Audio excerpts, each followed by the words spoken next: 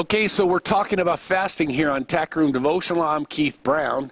And again, most people don't want to talk about this subject, but it's very important to us. As a matter of fact, remember in Matthew chapter 6, Jesus said, and when you give, and when you pray, and when you fast. He didn't say if you give or if you pray and if you fast, but he expects us as Christians to give, fast, or pray and fast. I'm Keith Brown. This is Tack Room Devotional.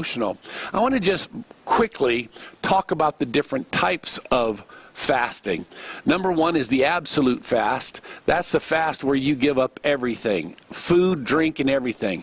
And you can't survive very long without drink. I think it's 2 or 3 days before you start having brain damage. So not too many people practice an absolute fast for very long.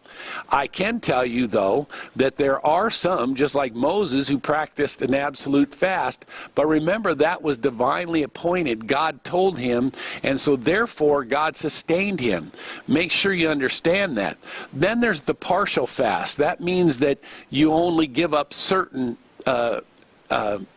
types of food. So if you look at Daniel, Daniel gave up certain types of food. He still ate, he still drank, but he only gave up certain types of food. That is a partial fast. Finally, the normal fast is giving up all food, but still drinking water.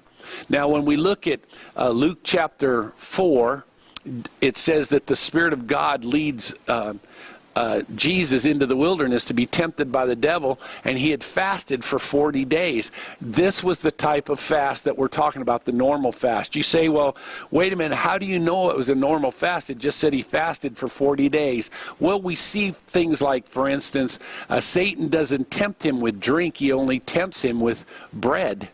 Right? So there's several reasons there. If you look through and read, you'll see that it's not about food, it's not about drink, it's only about food. Okay?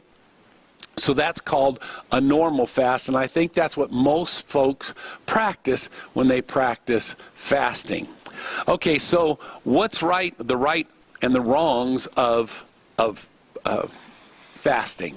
Well, first of all, like any other spiritual discipline, we can make fasting become a habit or something to impress others. Look with me at Matthew chapter 6.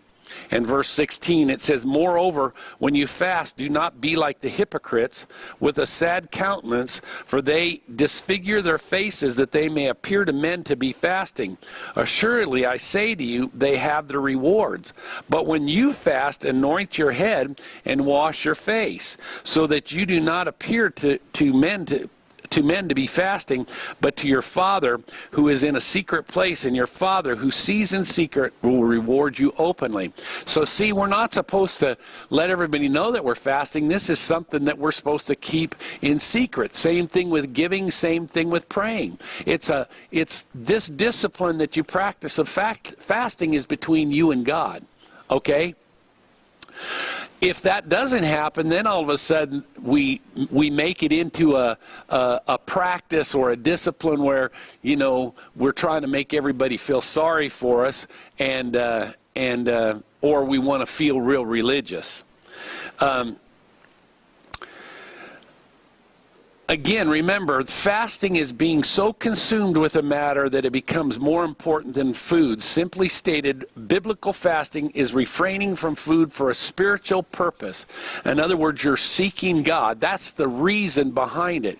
The other reason behind it is, and if you've never practiced fasting, you probably don't understand this, but I can tell you from experience, the longest fast that I've been on is 14 days with no food, just drinking water. And I can tell you, you become so aware spiritually of what's going on. You start to develop a very intimate, deep relationship with God.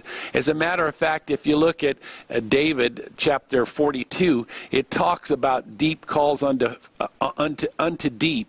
And you'll see there that David is practicing or is in a fast, and it talks about him fasting, and there's that intimacy, and we all know that David had such a close, intimate relationship with God. Just read all the Psalms, right?